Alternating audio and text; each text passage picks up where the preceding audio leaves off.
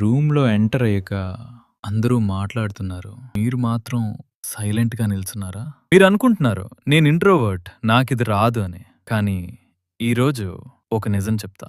Introvert అంటే weakness కాదు. అది హిడెన్ పవర్. ప్రతి లయన్ అరుస్తుంది అని కాదు, సైలెంట్ గా ఉంటుంది. కానీ అటాక్ చేస్తే వరల్డ్ షేక్ అయిపోతుంది. సో ప్రాబ్లం ఏంటంటే మీరు ఇంట్రోవర్ట్ అవ్వడం కాదు, మీ పవర్ ని యూజ్ చేయకపోవడం. రేపు నుండి ఒక చిన్న స్టెప్ స్టార్ట్ చేయండి. ఒక హై, జస్ట్ ఒక వర్డ్, కానీ అదే మీ ఫస్ట్ స్టెప్. ఎందుకంటే కాన్ఫిడెన్స్ ఒక మజిల్ లాంటిది. యూజ్ చేస్తే స్ట్రాంగ్ అవుతుంది, యూజ్ చేయకపోతే వీక్ గా ఉంటుంది. మీరు అనుకుంటున్నారు నేనేం మాట్లాడాలి అని. సింపుల్ ట్రిక్ చెప్తా.